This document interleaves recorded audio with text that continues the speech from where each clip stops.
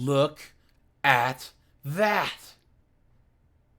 Hey guys, AJ here back with another one for you. So guys, the following clip is from one of my live streams. Guys, I go live Monday through Friday at 5 p.m. Eastern Standard Time. So guys, come and join the lives. We laugh, we cry, we laugh until we cry. And before we get into this clip, guys, like, subscribe, drop a comment. I have a second channel called 50304s. Go and check that out. And hit that join button because it really helps the channel out. And let's get into this.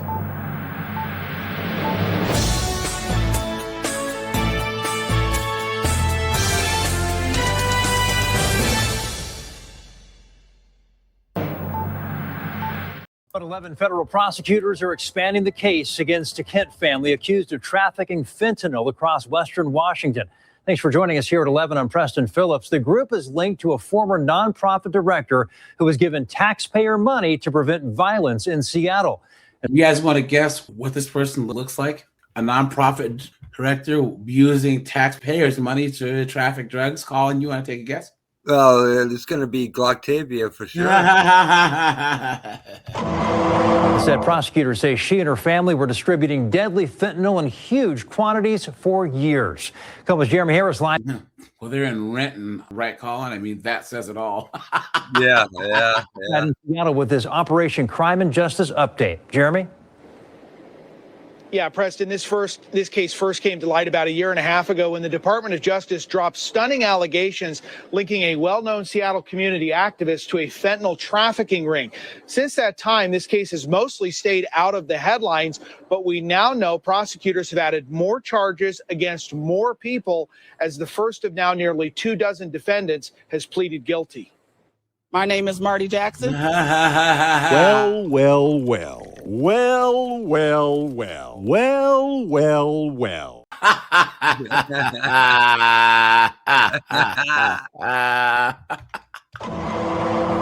I'm the Southeast Network Executive Director at the Boys and Girls Clubs of King County. Marty Jackson was trusted by Seattle leaders. She routinely appeared on TV as her organization, the Southeast Network, won lucrative contracts to provide violence interruption in Seattle schools. Part of these connections help.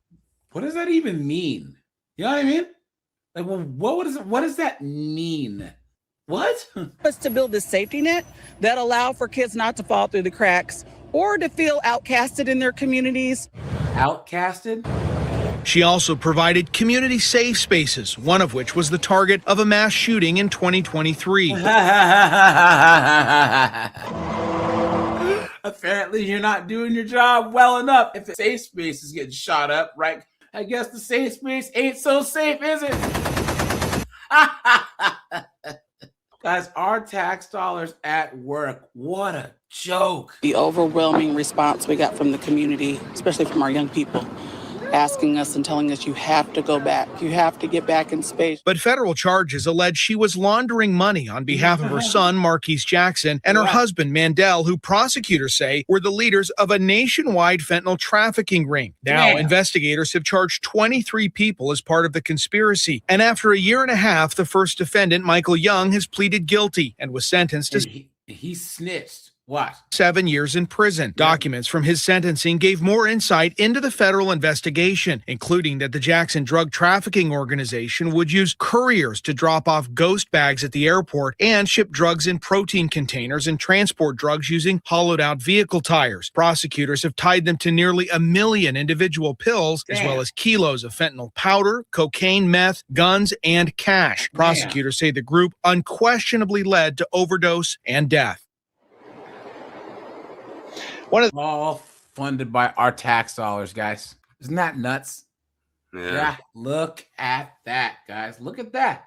The new charges that was added here alleges there was prostitution involving Marquise Jackson, though the documents don't go too far into what's behind those allegations. Now, all the defendants, except for Young, have pleaded not guilty. Some of them are being held in custody at the Federal Detention Center in SeaTac, while some are on pretrial release. The sentencing range here, if convicted, especially for those ringleaders, could range from 10 years to up to life in prison. That guys, okay, and here, guys, we have another judge acting stupid. A Lehigh County judge is facing charges after multiple complaints alleging misconduct in the courtroom and workplace. The state's Judicial Conduct Board has now filed a board complaint against Amy Zanelli, a magisterial district judge in Bethlehem. 69 News reporter Rose Itzkovitz joins us live outside her office now with the latest. Rose.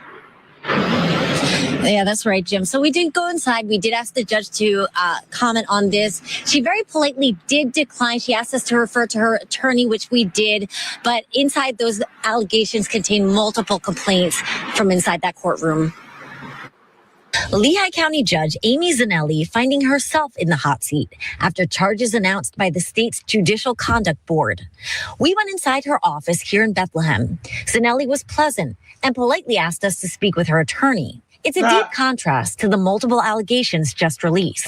The magisterial district judge elected in 2021 is accused of being habitually late, absent, or unavailable, along with several accounts of inappropriate behavior and poor demeanor. Sounds familiar, guys, right? These police chiefs, these judges, these DAs, all these women, they're late, they don't show up, they don't do their job, and they're inappropriate with staff. Look at that. Just like a woman. Clown world. What is going on? Colin, dude, what is going on with the world? Who thought putting these dunderheads in charge of anything that doesn't involve a stove, an oven, and a refrigerator is a good idea? I seriously, I think like 200 years from now, I think, once we're long gone, I think people, the psychologists, the psychiatrists, they're going to be anthropologists, they're going to, they're going to be studying our era, and they're going to be like in psychology.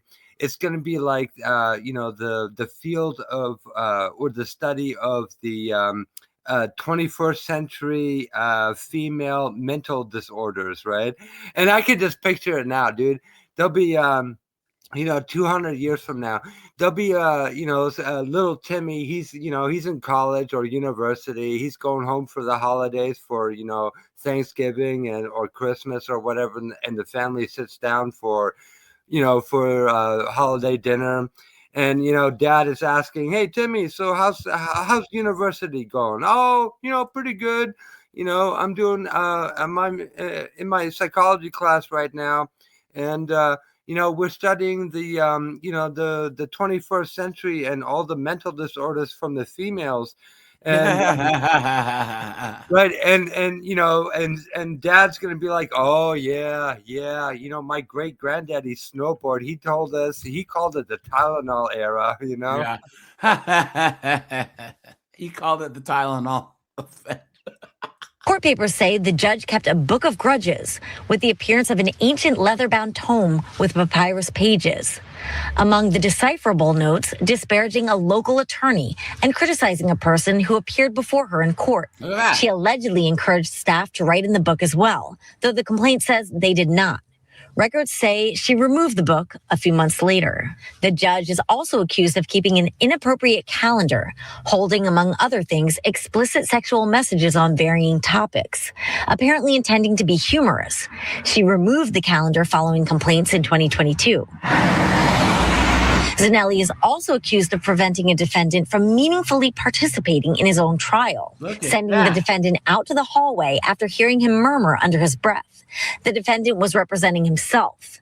The judge allegedly told him he could hear proceedings through the door before shutting the door to the courtroom. He was also kept from cross-examining the witness, the complaint papers say. Judge Zanelli later found him guilty. Zanelli, all in all, facing 5 counts of violations and multiple charges within those counts. Now, the judge's attorney tells us she has been in therapy ever since this investigation started about a year ago. He says she's doing great, and he believes once this is all resolved, she will be a great asset to the bench. Also, there is currently no date for the lie detector determined that was a lie. Any hearings, but the attorney tells me there will be one soon. And then here's another judge. That breaking news from the 7 investigators. A local judge accused of making racist and homophobic comments is vacating her position after being removed from her docket more than a year ago. It's a story the 7 investigators first broke in September of 2024. 7 investigator Heather Catallo is here with what she has learned. This has been a long process. You'll recall we revealed recordings of Judge Kathleen Ryan making some shocking statements. Judge Ryan has essentially been on paid leave for 15 months and once described herself in those recordings as untouchable. The Judicial Tenure Commission has... Is that not the most woman thing that you've ever heard, guys? Yeah. I'm a judge. I'm untouchable. What you gonna do to me? Well, looks like you're finding out, you dum-dum. Been investigating this for more than a year, but they did not take action against her. Her lawyers confirming to me late today that she is retiring, and the vacancy for her position has already been posted by the governor's office for potential candidates to apply for an appointment to the bench. I can honestly say that, okay, I'm not systemically racist, I'm a new racist.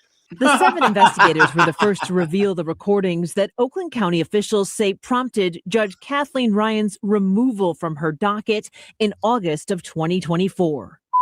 Black. I'm so off of this Black Lives Matter, hashtag Me Too. All this.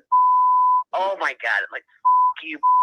On Wednesday, what's crazy is that sounds like something we would say, right, Colin?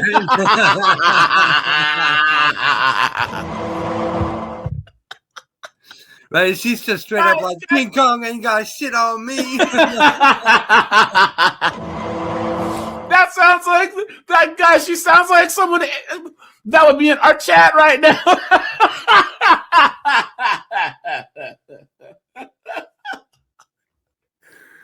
Oh, no. Oh, guys.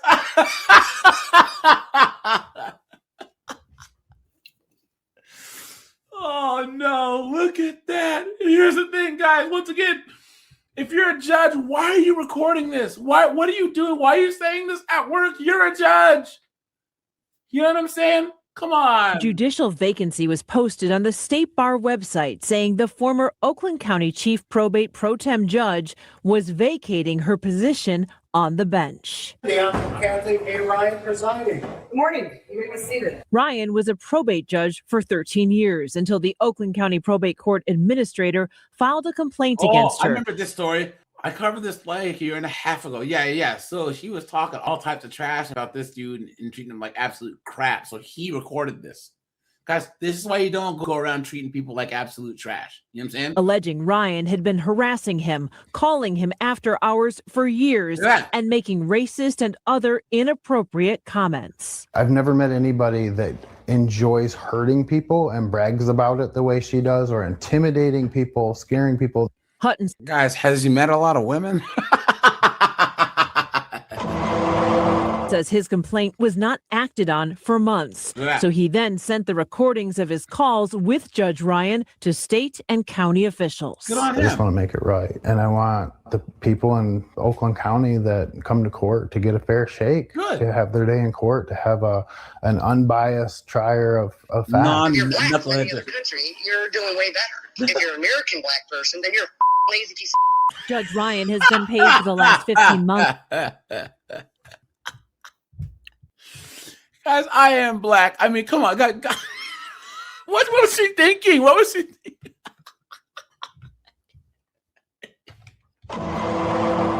And imagines her at her hearing, and they're playing this, and they look over and she's like, hey. Well, she was out of the courthouse, and taxpayers have been footing the bill for visiting judges to handle her docket. Now her lawyers say she is retiring and leaving the bench.